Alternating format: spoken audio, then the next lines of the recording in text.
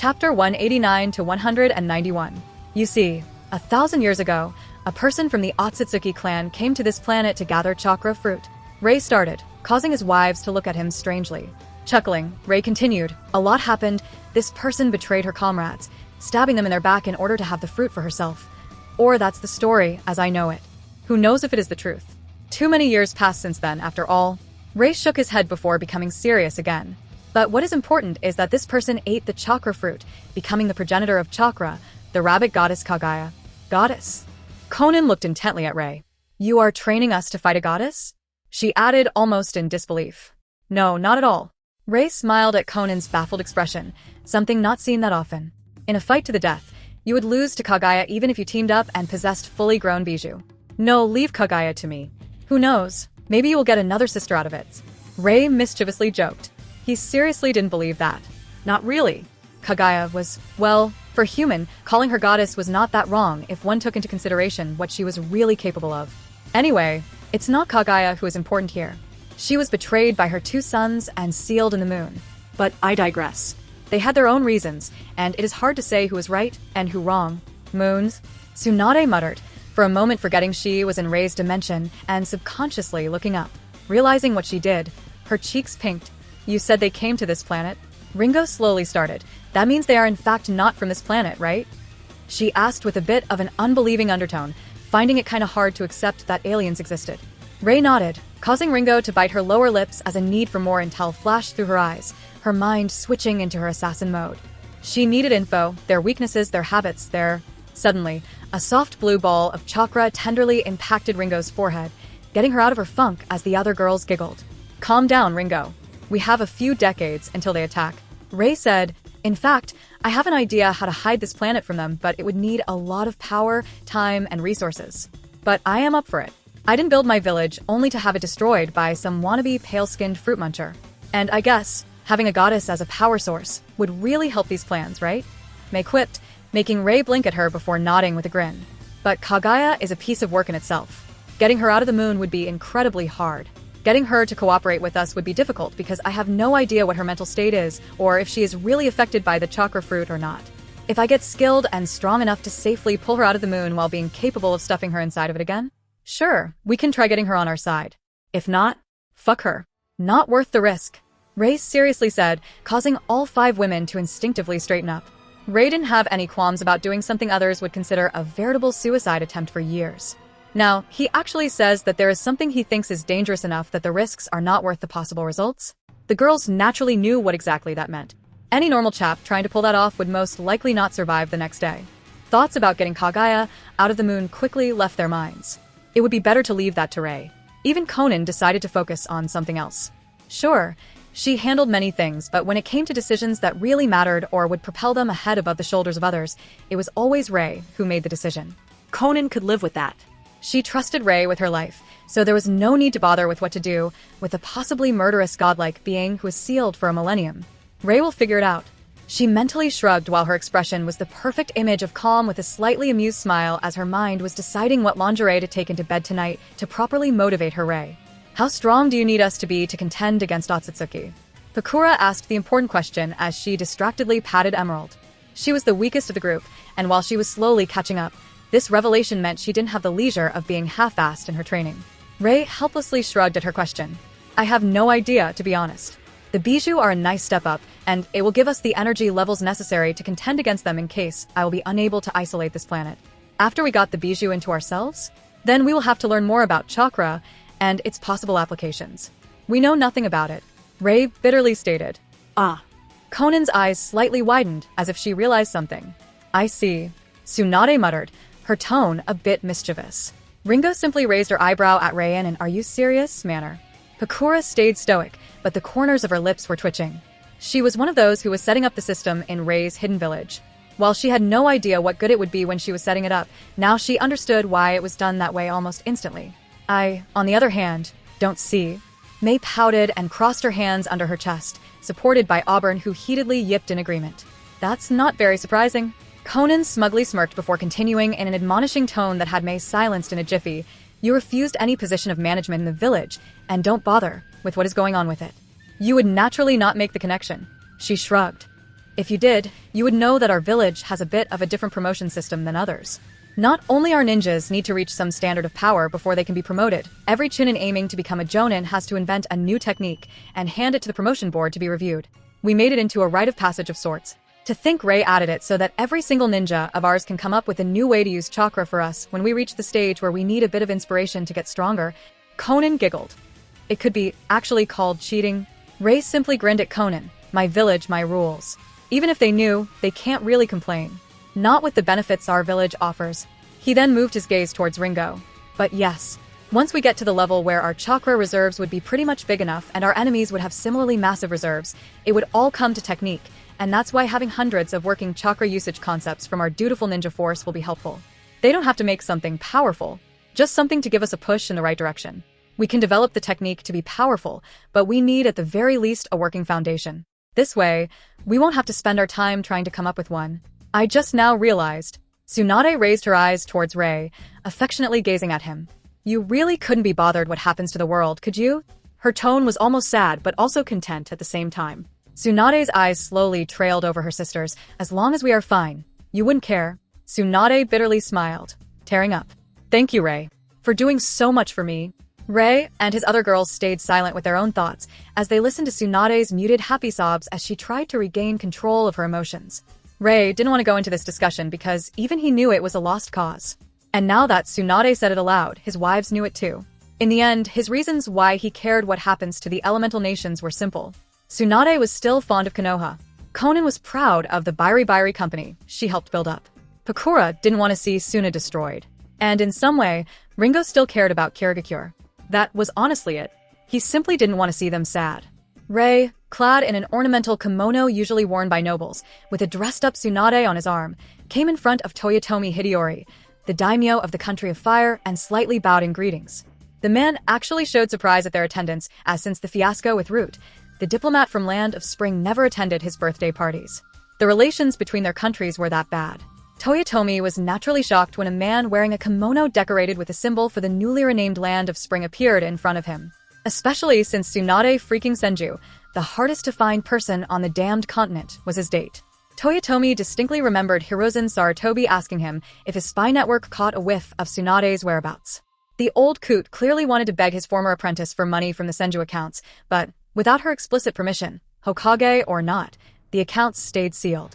Alas, the former Sannin and best medic in the world proved to be far more elusive than even Jiraiya the Sannin, who is currently resignedly sat in the corner near the table with desserts while his new Waldatch, wife, stuffed her cheeks with sweets. Happy development, that. It certainly made dealing with Earth country diplomats easier. But back to the problem at hand, Toyotomi beamed, more at Tsunade rather than the man next to her, and warmly said, "Welcome. I hope you will enjoy the party." The party was over, and Tsunade sat on Ray's lower back, straddling him as she massaged his stiff shoulders. Ray really deserved a lot of attention for putting up with Jiraiya's antics. And the white-haired man didn't even know Tsunade was his wife yet. Thankfully, there was Jiraiya's wife to drag him somewhere. Unfortunately, that meant nobles and merchants swarmed Tsunade and Ray like hungry sharks. So, yeah, in Tsunade's honest opinion, Ray really deserved some proper pampering. Then again, that might have been her inner pervert speaking. Something about having her husband moan under her gentle touch was oddly satisfying and very arousing. It perfectly satisfied her inner desires and stroked her ego in a way that made her feel all warm and fluffy inside of her smug heart. Is it any wonder she threw a vase at the dipshit who interrupted their massage session, which resulted in a cracked skull, 3 broken ribs, and a fair bit of bruises for the guy after the thrown vase embedded him into the wall behind him? From there, it didn't take long for disgruntled Tsunade, a fearful squad of samurai that decided to be at the very least 3 feet away from the seething female at every time, and amused Ray, who loved how Tsunade absent-mindedly played with his fingers to calm her anger down while they waited for their inviter, sitting in a quite lavish meeting room in the Fire Daimyo's castle. The door to the room opened, and the Fire Daimyo stepped inside, a relieved, friendly smile on his lips. The smile, however, didn't last long, and quickly faltered the second he saw the frown and narrowed eyes of Tsunade. Ray had to mentally praise the guy for resisting the naturally obvious urge to step back. Hi, Tsunade. I see you are still quite the firecracker. Hee. Toyotomi averted his eyes as Tsunade's expression became even more annoyed and awkwardly laughed. Toyotomi, you better explain yourself fast, or I will give you a reminder of our playdates where you made me mad the first and also the last time. Tsunade sharply said, causing the samurai in the room to straighten up in preparation. Rei only watched in amusement as Toyotomi subconsciously rubbed his butt, not even realizing it himself, and a grimace appeared on his face. "I'd rather not get spanked again," he quietly muttered and sat down on the opposite side of the table behind which Rei and Tsunade sat. "Anyway, I would like you to heal my son. I was looking for you for quite some time now, but you were always, unavailable." Toyotomi suspiciously glanced at Rei. Tsunade nodded, yes. "That's half of the reason why we even are in the land of fire," she said, causing Toyotomi to deflate in relief, causing Tsunade's lips to stretch into a content smile as she said her next words. "I also wanted you to meet my husband, Rei Yatsuba from the land of spring. It was him that made me, as you said, unavailable. I was kinda lost on the way out of his bedroom." She plagiarized Kakashi. Tsunade's words froze Toyotomi's happiness and turned it into an arctic cold chill that crept up his spine as he stared with horror at Tsunade before slowly moving his eyes towards Rei, only to look back onto Tsunade, his horror only growing as he saw the woman's hand on her stomach. "Please, don't tell me you are pregnant." Toyotomi, pale as a ghost, breathlessly rasped out, his eyes the depiction of terror. Tsunade giggled. Toyotomi knew Tsunade never giggled.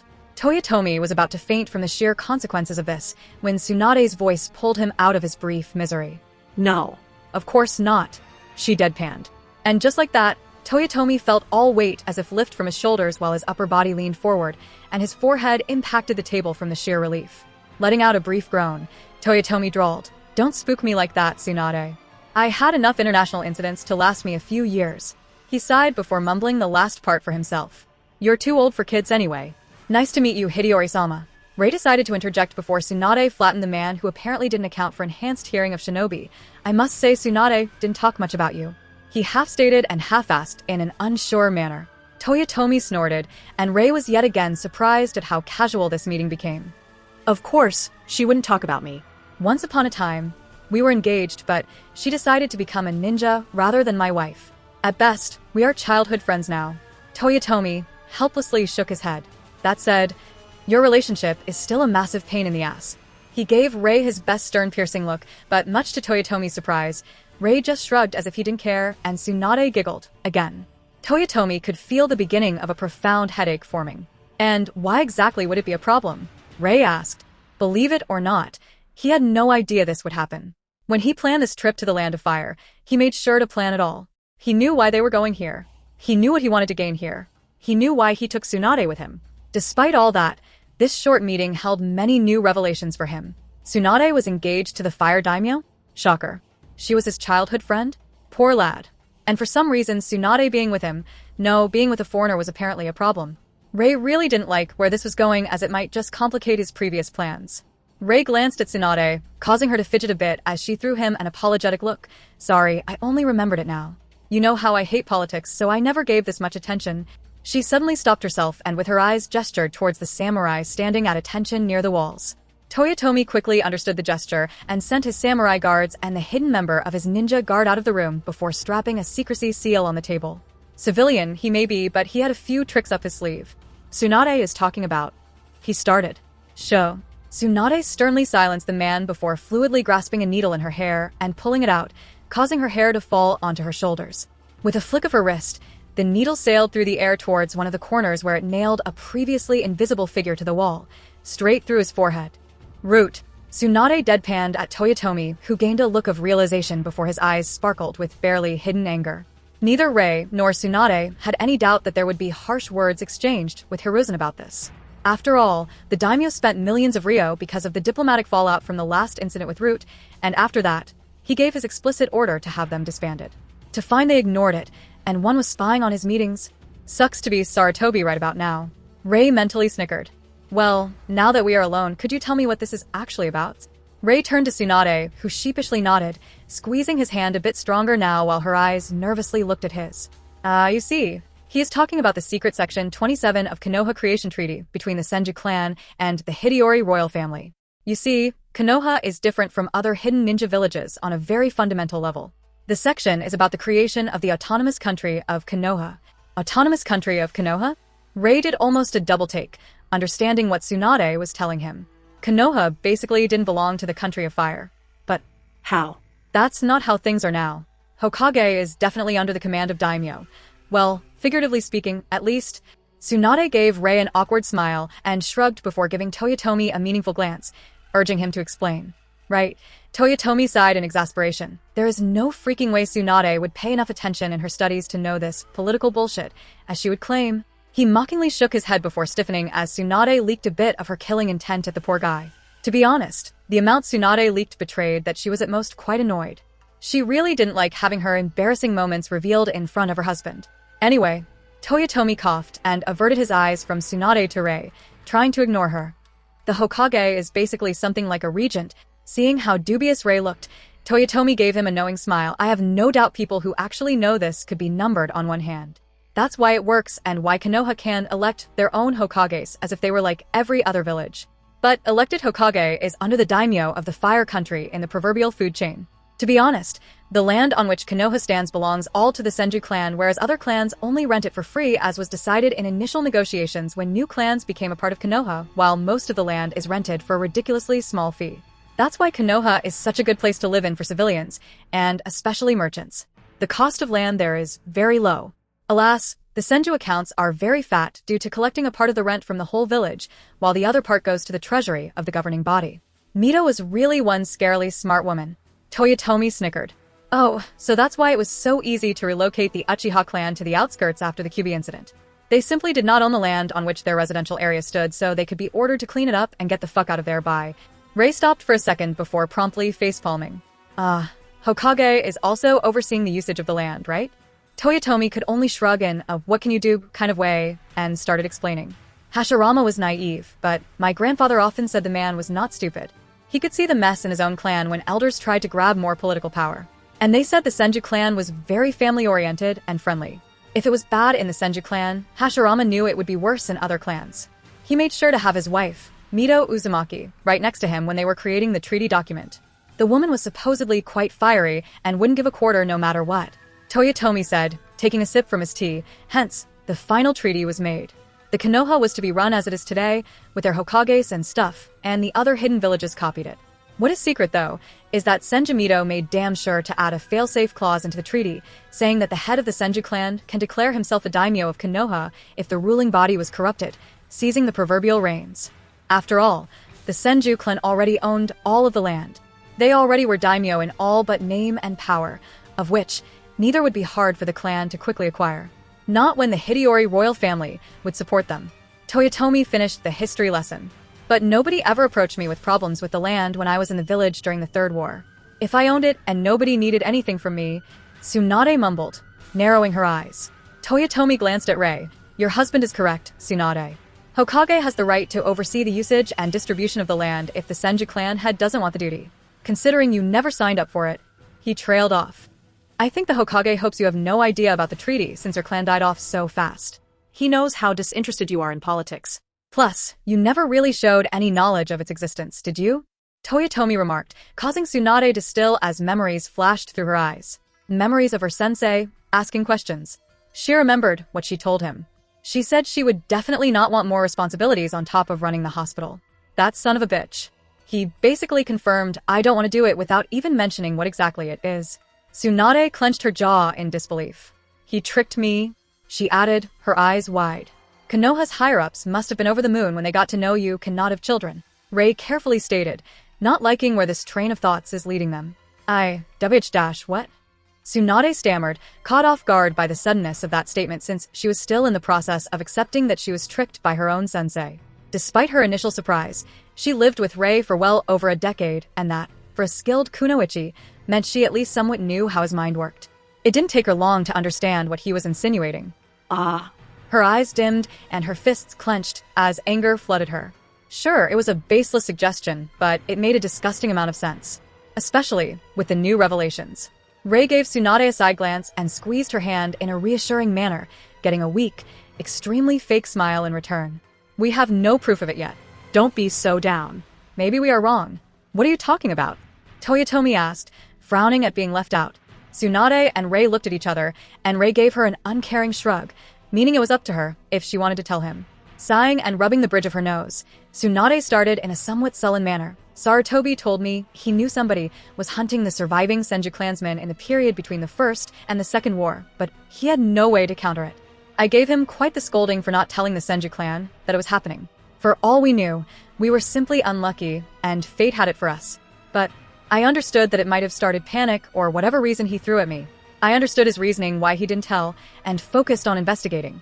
Why it was all so secretive. Hearing that, Toyotomi showed a baffled expression, but deep down, he was angry. Not many knew that the Senju clan was very close allies to the Hideyori family in the past. To think they were hunted down until only Tsunade was left. To think the Hokage didn't do anything meaningful to prevent it. To think they would even conceal this fact. Toyotomi suddenly stilled as realization hit him, and his rage instantly subsided. His face turned pale, and his eyes darted from Rei to Tsunade, getting what they were not telling. You actually think somebody from Konoha was responsible for the Senju demise? He summed up the unspoken thoughts, his eyes wide from disbelief. There is no other way. We know somebody from Konoha had a hand in it. Tsunade bitterly shook her head. It's fishy as hell once you start to look at it as one incident rather than multiple unfortunate accidents spread through the years. Every other clan was fine. Just the Sunja suffered. While others had close to 10 failed missions per year, and even then the ones who failed usually returned, the Senju clansmen had also around 10 failures, but most of them were fatal. Sure, the Senju clansmen were very skilled and sent on dangerous missions, but, Tsunade sighed. I just never even in my wildest dreams thought Sarutobi-sensei would have any reason to cover it up on purpose. Or directly have a hand in it. Rei quipped, causing Tsunade's shoulders to slump even lower.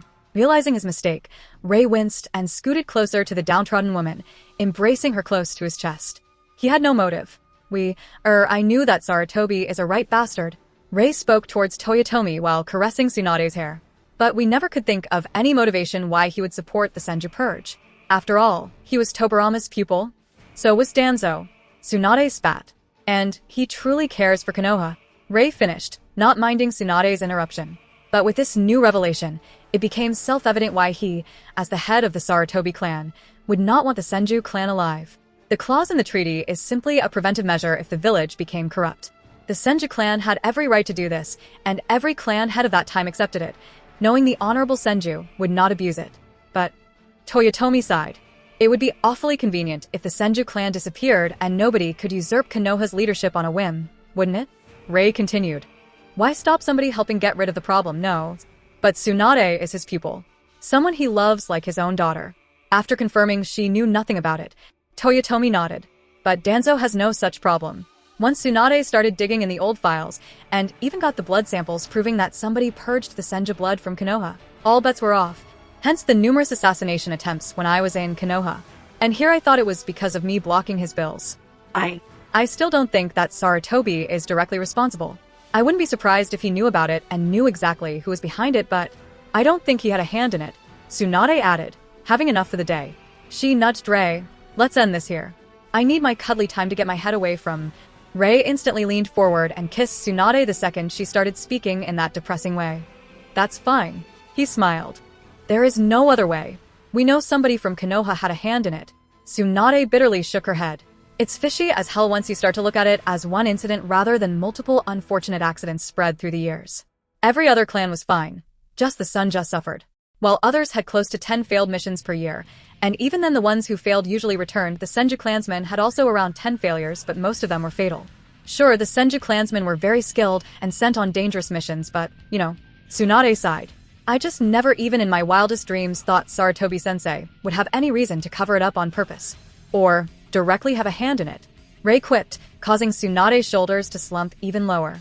Realizing his mistake, Rei winced and scooted closer to the downtrodden woman, embracing her close to his chest. He had no motive. I knew that Sarutobi is a right bastard. Rei spoke towards Toyotomi while caressing Tsunade's hair. But we never could think of any motivation why he would support the Senju purge. After all, he was Tobirama's pupil. So was Danzo. Tsunade spat. And he truly cares for Konoha. Rei finished, not minding Tsunade's interruption. But with this new revelation, it became self-evident why he, as the head of the Sarutobi clan, would not want the Senju clan alive. The clause in the treaty is simply a preventive measure if the village became corrupt. The Senju clan had every right to do this, and every clan head of that time accepted it, knowing the honorable Senju would not abuse it. But Toyotomi sighed. It would be awfully convenient if the Senju clan disappeared and nobody could usurp Konoha's leadership on a whim, wouldn't it?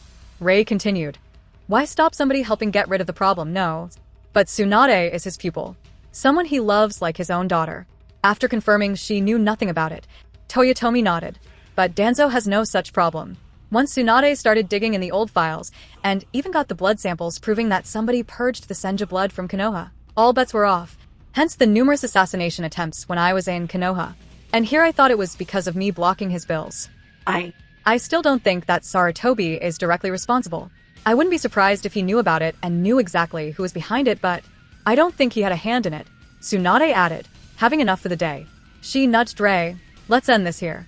I need my cuddly time to get my head away from... Rei instantly leaned forward and kissed Tsunade the second she started speaking in that depressing way. That's fine. He smiled.